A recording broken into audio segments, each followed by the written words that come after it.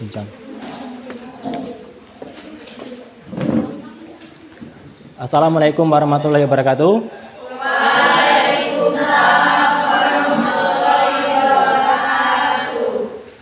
Baik ya, untuk pagi hari ini sebelum kita belajar, ada baiknya kita berdoa semoga ilmu yang kita dapat itu bermanfaat dan juga akan semakin menambah ilmu kita dalam kehidupan sehari-hari ya.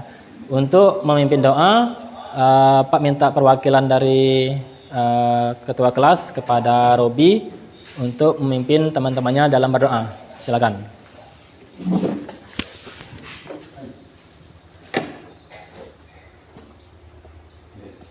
Baiklah teman-teman, maka baiknya kita sebelum belajar membaca doa. Doa dimulai. Baik, doa sudah selesai kita laksanakan. Sebelum kita melaksanakan pembelajaran, Pak menanyakan dulu kabar-kabar dari siswa-siswi. Apa kabar semuanya hari ini? Alhamdulillah ya. Jadi biarpun dalam kondisi hari hujan, tapi kita tetap untuk bersemangat datang ke sekolah untuk mencari ilmu ya. Sebelum kita belajar, Pak periksa dulu kehadiran ya hari ini. Untuk hari ini ada yang tidak masuk? Nihil ya?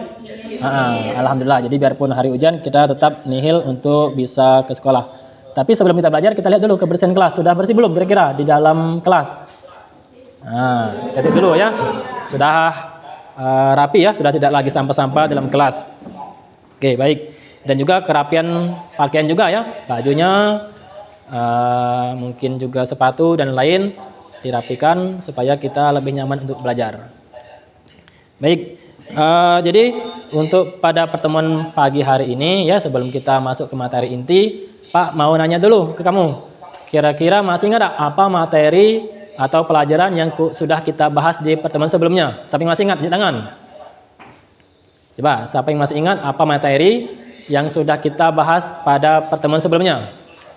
Coba. Cindy? Tentang sistem gerak atau tepatnya pada bagian macam-macam rangka. Ya pada macam-macam rangka. Jadi kemarin di pertemuan sebelumnya kita sudah membahas masalah macam-macam rangka. Nah, coba Cindy, masih ingat apa saja kira-kira yang termasuk dalam macam-macam rangka? Dalam rangka yaitu ada dua, ada rangka aksial dan ada rangka apendikular. Nah, jadi macam-macam rangka itu ada dua macam ya. Ada rangka aksial sama rangka apendikular. Nah, coba siapa yang tahu apa yang dimaksud dengan rangka aksial? Coba sini. Rangka aksial adalah rangka sumbu utama pada tubuh. Nah, jadi rangka aksial itu merupakan rangka sumbu utama tubuh. Nah, yang lain coba siapa yang bisa mencontohkan apa kira-kira yang termasuk dalam rangka sumbu utama tubuh? Coba, Depa. Nah, salah satunya ada tulang belakang ya. Jadi tulang belakang kita itu adalah salah satu contoh dari tulang yang termasuk sumbu utama tubuh atau rangka aksial. Selain tulang belakang, apalagi? Tulang tengkorak. Nah, benar Dela ya, tulang tengkorak. Ini tulang rusuk. Satu lagi? Nah, benar ya. Kata Olim ada tulang dada. Jadi ada empat. Ada empat yang termasuk ke dalam rangka aksial atau rangka sumbu utama tubuh. Ada tengkorak, kemudian ada tulang belakang, ada tulang dada, sama tulang rusuk. Oke, jadi itu untuk di bagian rangka aksial ya. Selain rangka aksial, yang termasuk juga dalam macam-macam rangka itu ada rangka apendikular. Nah, coba Rita. Apa Rita yang dimaksud dengan rangka apendikular? Yang lain kalau misalnya tahu juga boleh nanti dijawab ya. Rangka apendikular merupakan rangka tubuh yang berhubungan dengan pergerakan atau tulang anggota gerak. Nah, jadi rangka apendikular itu merupakan rangka yang berhubungan dengan anggota gerak ya. Nah, inilah yang akan kita bahas pada hari ini. Yang akan kita bahas pada hari ini yaitu masalah persendian atau bagian alat-alat gerak ya. Nah, sekarang kita lihat tujuan pembelajaran kita pada pagi hari ini ya. Setelah kita mempelajari materi ya atau tujuan kita untuk pada hari ini, kalian diharapkan dapat mampu menjelaskan macam-macam persendian. Nah, jadi ini tujuan yang pertama. Kemudian yang kedua, kalian dapat menganalisis macam-macam persendian. Dan yang ketiga, kalian nantinya mampu mendemonstrasikan berbagai gerakan dalam persendian. Nah, jadi inilah 3 tujuan pembelajaran kita pada hari ini. Nah, sebelum kita masuk ke materi inti, kita adakan pretest ya atau tes formatif untuk mengetahui sejauh mana pengetahuan kalian mengenai persendian. Nah, nanti Pak buka dulu aplikasinya, nanti kamu boleh di scan barcode atau mungkin dari link ya. Sudah ya? Nah, sekarang kita mulai pretestnya. Pak mulai sekarang. Nah.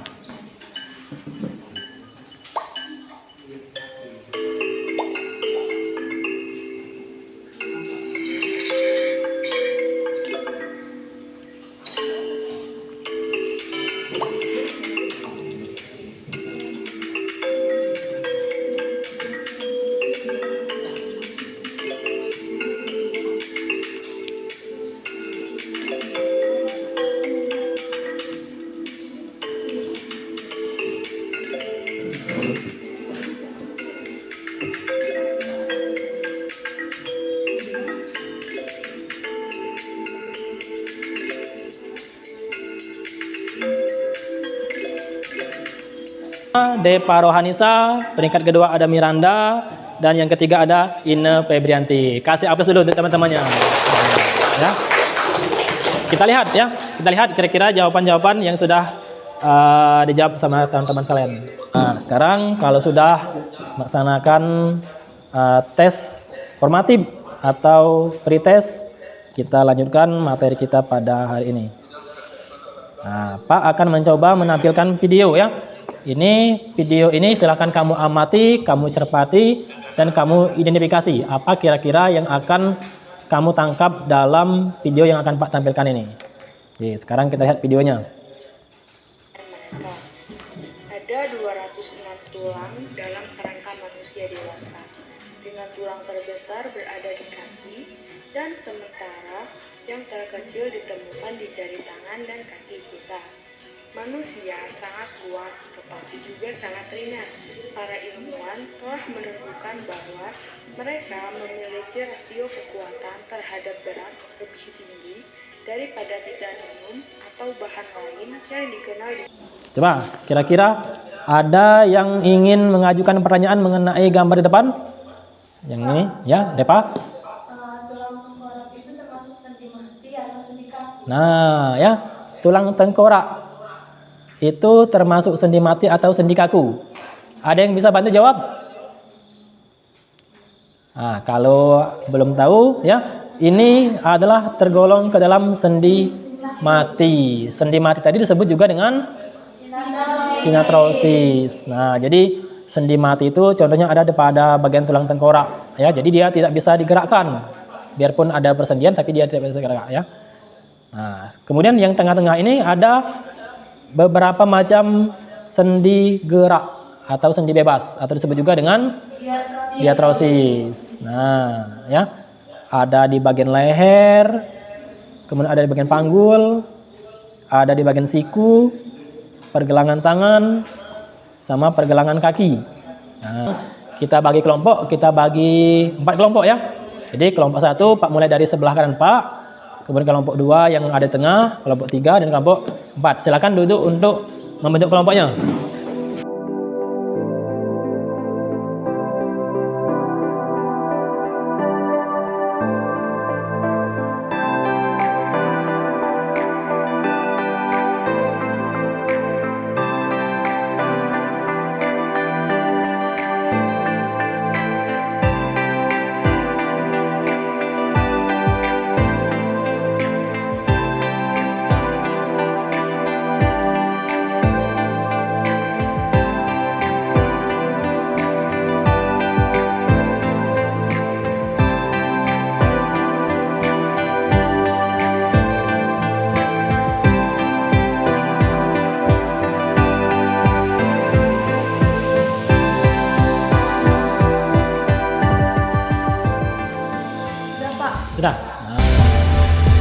lain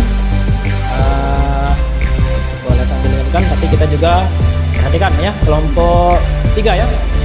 Oke, kita beri kesempatan kelompok 3 untuk mempresentasikan hasil diskusi kelompoknya. Yang lain nanti Pak minta untuk menanggapi ya, menanggapi dengan mungkin ada pertanyaan yang belum dipahami. Oke, silakan. Ya, silakan kelompok 3 maju ke depan untuk presentasinya. Boleh menggunakan kerangka ya, boleh juga menggunakan layar. Oke, perkenalan dulu, sebutkan nama kelompok. Assalamualaikum warahmatullahi wabarakatuh. Waalaikumsalam warahmatullahi wabarakatuh. Baiklah, perkenalkan kami dari kelompok 3. Kami akan mempresentasikan hasil diskusi kami mengenai macam-macam seni berdasarkan sifatnya. Perkenalkan, saya Rita sebagai moderator, dan saya Alisa sebagai penjelas materi, Cindy sebagai penjawab, dan saya sebagai penulis. Baiklah, untuk sistem waktu mereka akan menggunakan Baiklah, ini kami akan menjelaskan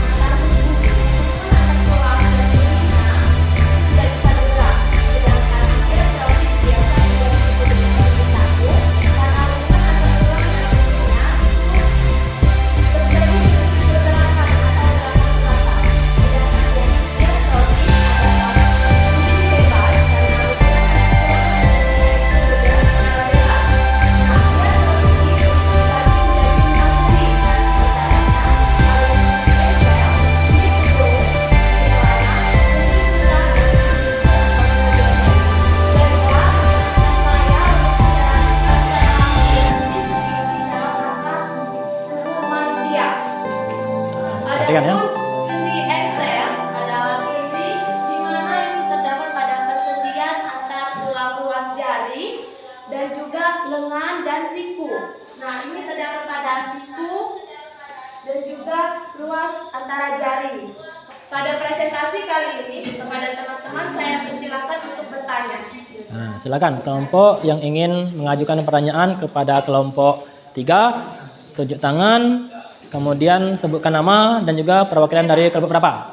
Nah, ini dulu ya. Oke, silakan. Assalamualaikum warahmatullahi wabarakatuh. Waalaikumsalam warahmatullahi wabarakatuh. Saya Miranda dari kelompok 1 ingin mengajukan sebuah pertanyaan. Mengapa silantrosis disebut sendi mati? Oke, baiklah, terima kasih kepada kelompok 1 sudah memberikan pertanyaan kepada kelompok kami. Kami minta waktunya sebentar untuk mendiskusikan. Baiklah, assalamualaikum warahmatullahi wabarakatuh. Perkenalkan nama saya Cindy. Di sini saya akan menjawab pertanyaan dari kelompok 1. Karena hubungan antara sendi dan tulangnya tidak bisa bergerak. Nah, ya. Jadi, mengapa sendi sinartrosis itu disebut sendi mati? Jadi jawaban dari kelompok 3 karena Sendi dan tulangnya tidak bisa bergerak.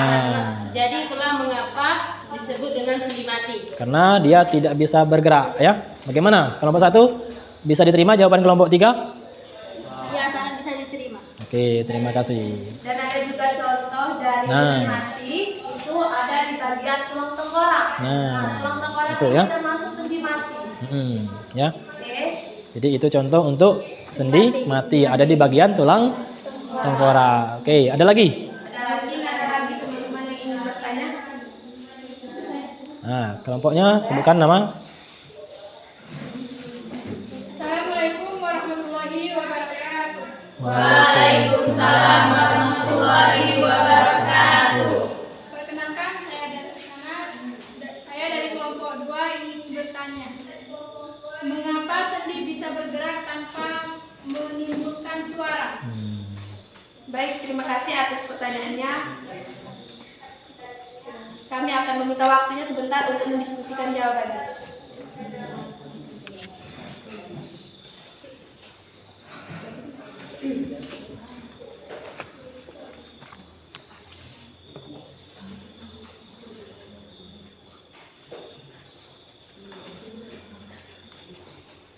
Ya baiklah, di sini akan menjawab pertanyaan dari kelompok 2, yaitu tentang mengapa sendi bisa bergerak tanpa menimbulkan suara. Nah, sendi bisa bergerak tanpa menimbulkan suara itu karena di dalam sendi itu terdapat cairan sinovial. Cairan sinovial ini berfungsi untuk melumasi sendi-sendi atau melumasi tulang-tulang yang saling berhubungan. Nah, bagaimana kelompok 2? Bisa dikonfirmasi? Sudah tepat atau mungkin belum?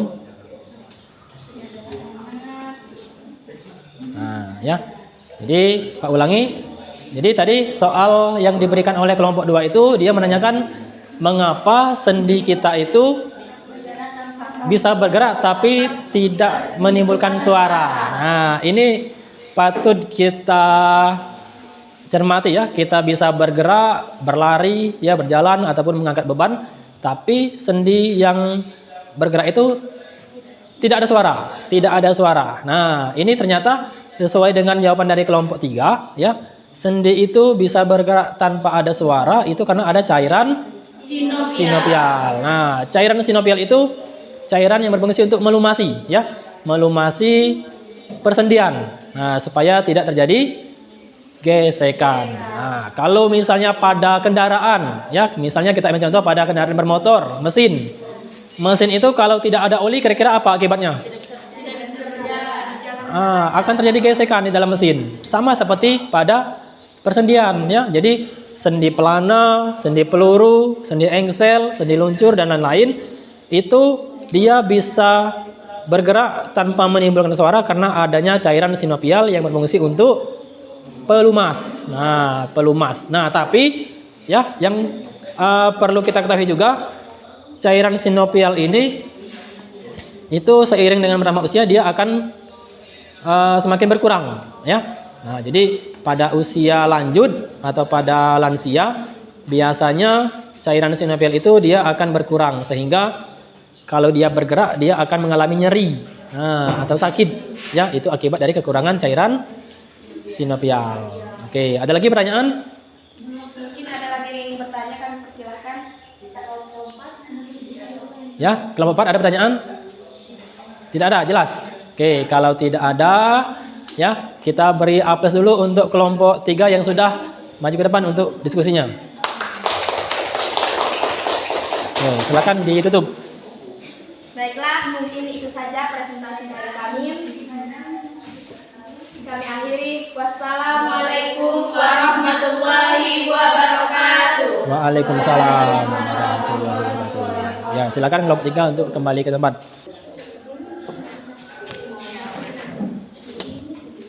Assalamualaikum warahmatullahi wabarakatuh. Waalaikumsalam warahmatullahi wabarakatuh. Perkenalkan, kami dari kelompok 4 ingin mempresentasikan sendi berdasarkan macam-macam sendi. Ya. Ya, silakan dijelaskan dulu. Perkenalkan, nama saya Priyanti, saya sebagai moderator, dan di sebelah saya ada Robi, di sebelah saya lagi ada Yuli, di sebelah Yuli ada Iit, di sebelah Iit ada Karani. Sendi berdasarkan arah geraknya. Yang pertama, sendi engsel adalah hubungan antar tulang yang bisa memungkinkan bergerak satu arah, yaitu maju atau mundur. Nah, boleh ditulis. Gambarnya terdapat pada gambar.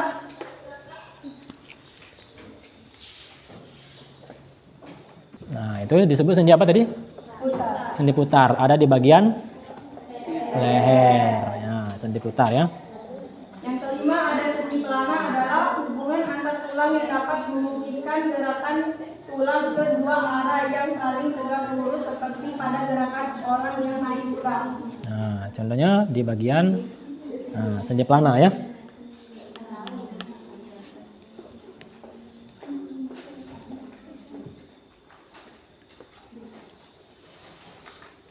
Ada lagi? Sudah. Nah, jadi kita lihat ya, perhatikan di depan. Jadi tadi kelompok 4 ya. Nah, kelompok 4 telah mendiskusikan hasil kerjanya. Dia menampilkan jenis-jenis sendi berdasarkan arah geraknya ya. Nah, berdasarkan arah geraknya di situ ada 5. Nah, sendi berdasarkan arah geraknya ini dia termasuk ke sendi apa? Apakah sendi sinartrosis, ampiartrosis, ataukah diartrosis? Diartrosis ya, atau sendi bebas. Nah, jadi dia dibedakan lagi berdasarkan arah geraknya. Jadi yang pertama tadi ada sendi peluru. Nah, sendi peluru artinya di bagian tulang bahu dan juga tulang panggul. Nah, terus yang kedua apa lagi, Robi? Coba sebutkan, Robi. Yang kedua sendi putar Sendi putar adanya di leher. sendi leher. Oke, di leher. Berikutnya apa lagi? Ada sendi engsel, Ada engsel. ada di antara pergelangan punggungan. Nah, ya, antara lengan atas sama lengan bawah ya. Di bagian siku. Ya, Oke, terus terus ada sendi pelana, ini ada di sendi pelana adanya di pergelangan. pergelangan tangan. Oke. Ini sendi geser, Pergelangan kaki. ini sendi. Nah, itu contohnya apa? Oke. Setelah penjelasan dari kami, sesi tanya jawab kami buka untuk teman-teman. Oke, silakan. Nah, yang mana dulu? Dinda dulu, boleh Dinda. Assalamualaikum warahmatullahi wabarakatuh. Perkenalkan, nama saya Dinda dari kelompok 2 akan memberikan pertanyaan kepada kelompok 4. Adakah penyakit yang bisa terjadi pada persendian? Untuk kelompok 2 kami meminta waktu untuk mengisi. Baiklah, saya akan menjawab pertanyaan dari kelompok 2. Apakah penyakit yang bisa terjadi pada persendian? Pada persendian terdapat beberapa macam penyakit seperti satu dislokasi, yaitu sendi bergeser dari kedudukan semula karena ligamen robek. Ah, dislokasi ya. Dislokasi itu karena adanya Ligamen robek. ah, ya. Yang kedua, terseling atau tergilir karena adanya gerakan mendadak tapi tidak menyebabkan sendi bergeser. Bagaimana? Apakah kelompok 2 merasa puas dengan jawaban yang kami berikan? Ya, saya mengerti. Nah, oke, sudah berarti sudah dipahami oleh kelompok 2. Oke, ada lagi? Cukup? Oke, kalau cukup beri A+ dulu untuk kelompok 4 ya, untuk diskusinya. Oke, silakan ditutup. Ya, itulah penjelasan dari kami. Lebih dan kurang kami minta maaf. Wabillahi taufiq wal hidayah. Wassalamualaikum warahmatullahi wabarakatuh. Waalaikumsalam warahmatullahi wabarakatuh. Kita sudah melihat bagaimana kira-kira diskusi yang disampaikan tadi sudah kamu tanggapi. Menurut Pak itu sudah cukup benar ya, sudah bisa menjawab pertanyaan juga dengan tepat. Dan untuk yang berikutnya ya, Pak minta bantu ya, Pak minta bantu untuk kita menarik kesimpulan dari materi yang kita bahas pada hari ini di materi persendian. Coba siapa yang pertama bisa memberikan kesimpulan? Yang pertama, kesimpulan materi hari ini adalah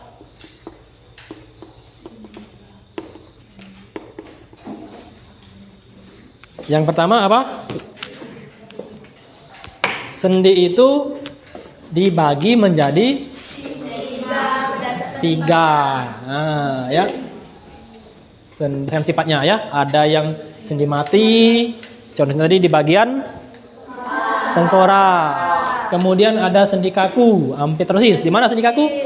Antara tulang lepas belakang. Nah, tulang belakang ya.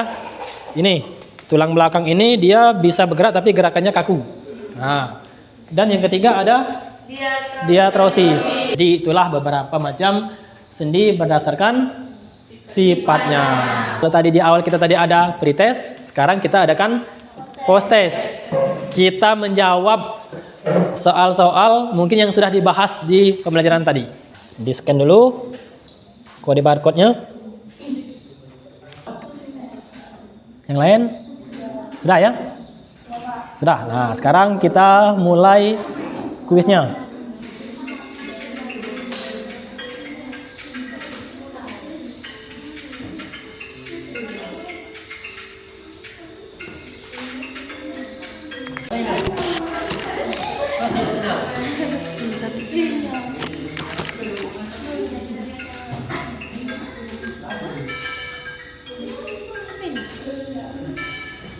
Nah, peringkat 1 Ine ya, peringkat 2 Olib, peringkat 3 Depa.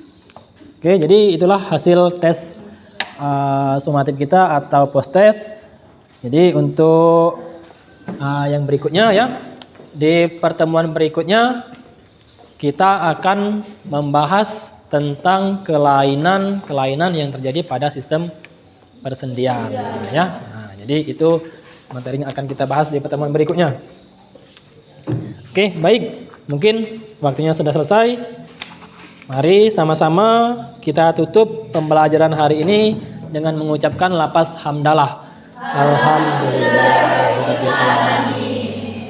Ya, untuk memimpin doa ya, Pak minta Robi ya menutup doa penutup. Oke. Marilah teman-teman, sebelum kita mengakhiri pembelajaran, mari kita berdoa sesuai percayaan masing-masing. Berdoa dimulai.